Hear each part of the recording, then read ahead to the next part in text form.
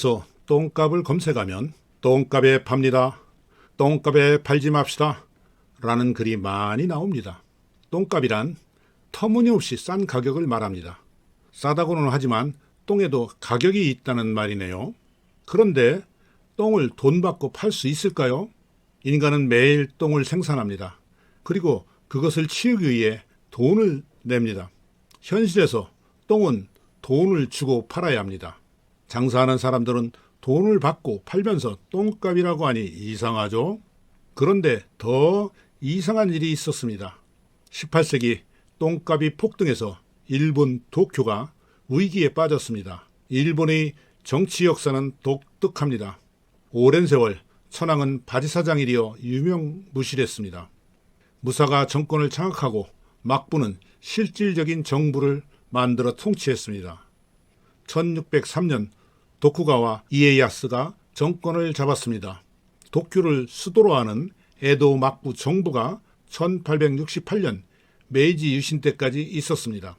에도 막부는 지방의 영주들을 통제하기 위해 참근 교대제라는 정책을 실시했습니다. 300여 명의 영주에게 1년은 자기 영지에서 1년은 도쿄에서 살게 했습니다. 매년 150명의 영주가 도쿄에서 살게 된 셈이죠. 그런데 영주가 자기 혼자 와서 살았겠습니까? 영주의 체면이 있죠. 자기 똘만이 무사들을 떼거리로 데리고 와서 살았습니다. 참근 교대제 때문에 도쿄의 인구가 급증하였습니다. 1600년경 2000명에 불과했던 도쿄 인구는 1734년 100만 명을 넘더니 1788년 162만 명이 되었습니다. 1800년경 유럽 제1도시 런던의 인구가 87만 명, 조선의 한양이 20만 명이었답니다. 도쿄는 명실공히 세계 최대의 도시가 되었습니다. 옛날 도시는 모든 인간이 매일 생산하는 똥 오줌 때문에 골머리를 앓았습니다. 발밑을 조심하고 코를 막고 살아야 했습니다. 똥 오줌이라니 찝찝해서 이제부터 분뇨라는 용어를 사용하겠습니다. 인구가 급증하면서 도쿄는 거대한 분뇨 생산지가 되었습니다. 도쿄는 넓은 평야지대입니다. 도쿄를 먹여 살리기 위해 많은 농민을 이주시켰습니다. 도쿄 인근은 농경지로 변했습니다. 도쿄가 만들어지기 100여 년부터 일부는 분뇨를 비료로 사용하기 시작했습니다. 분뇨에 재나 볏짚을 섞어 쌓아두었다가 논밭의 밑거름으로 사용하고 물을 타서 채소에 뿌렸습니다. 화학 비료가 없던 시대에 분뇨는 최고급 천연 유기농 비료였습니다. 냄새 때문에 코는 썩었지만 분뇨는 농업의 반도체였습니다. 여기서 기가 막힌 대역전극이 벌어집니다. 도쿄에서 생산된 분뇨는 도쿄 인근의 농업을 발전시켰습니다. 농촌에서 생산된 농산물은 도쿄를 먹여 살렸습니다. 도쿄는 골치 아픈 분뇨 생산지에서 비료 공장으로 변신했습니다. 이런 환상적인 선순환으로 도쿄 인구는 급증했고 도쿄 인근의 농업도 발전하였습니다.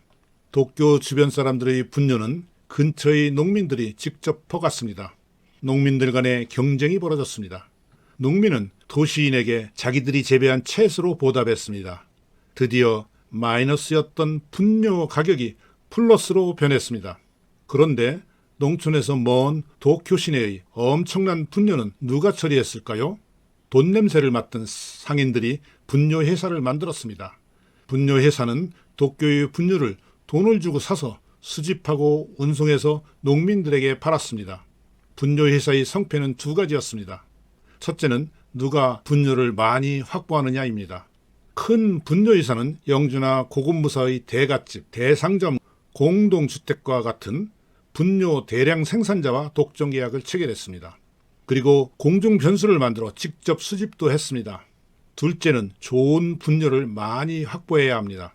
분뇨의 가격은 품질에 따라 상중하로 나누어졌습니다. 영양가가 있는 음식을 많이 먹는 사람의 분뇨는 고급 상품으로 비쌌습니다. 권력이 있거나 잘 사는 놈은 똥값도 비싸 서로 가져가려고 했습니다. 그래서 영주, 고급무사, 대상인 집은 분뇨회사를 상대로 입찰까지 붙였습니다. 똥값은 오줌값보다 높았습니다. 똥, 오줌이 섞이면 가격이 하락했습니다. 그래서 제값을 받기 위해 똥오줌을 분리 생산하고 수거했습니다. 분뇨 사업은 도쿄와 농촌을 살리는 환경 산업이었습니다. 도쿄의 인구가 급증하면서 각광받는 성장 산업이었습니다. 그런데 분뇨 산업의 위기가 왔습니다. 인구가 너무 급증하자 정부에서 인구 억제 정책을 실시했습니다. 도쿄 인구가 정체되었습니다. 분뇨 생산도 정체되었습니다. 반면에 소득이 늘어나자 사람들은 채소를 더 많이 먹기 시작했습니다.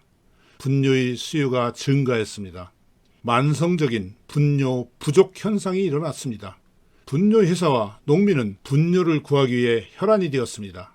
당시 막부 정부는 강력한 물가 안정책을 써서 오랜 세월 물가가 안정되었습니다. 그런데 1750년경부터 40년 동안 분뇨 가격이 3배나 올랐습니다. 정부가 생활 물가를 단속하는데 분뇨 가격이 급등하자 농민들은 죽을 지경이 되었습니다. 농민들은 분뇨 가격 인하 운동을 했습니다. 정부의 분뇨 가격 인하 조치를 요구하는 탄원을 했습니다. 그런데 정부는 관이 개입할 문제가 아니라면서 당사자들 간에 협의해서 해결하라고 했습니다. 농민들은 스스로 단체 행동이라도 해서 해결해야 했습니다.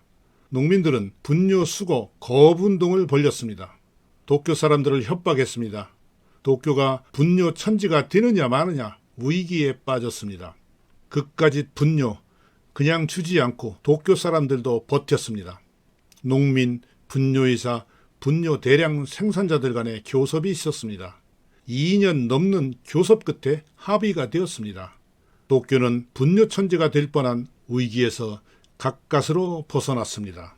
19세기를 지나며 도쿄는 인구가 다시 증가했습니다. 도시 면적도 점점 커졌습니다. 농촌은 외곽으로 밀려나서 상대적으로 작아졌습니다. 도심과 농촌 간의 거리가 점점 멀어졌습니다. 도시에서 수거한 분뇨의 운송거리도 점점 멀어졌습니다.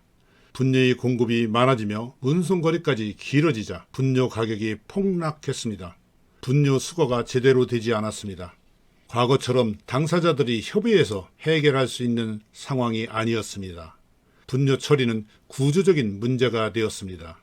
세계 최대 도시 도쿄가 다시 분뇨 위기에 처했습니다. 산업혁명으로 이 시대 모든 나라에서 도시로 인구가 집중하기 시작했습니다. 도쿄와 똑같은 문제로 모든 도시가 위기에 처했습니다. 인간들이 잘 살아보겠다고 도시로 몰려와 도시는 위기에 처했습니다. 누가 분뇨 위기에 빠진 도시를 구할 것인가? 드디어 기다리고 기다리던 구세주가 나타나셨습니다. 분뇨 정화 기술이 발전했습니다. 이분들 덕분에 도시는 위기에서 벗어나기 시작했습니다.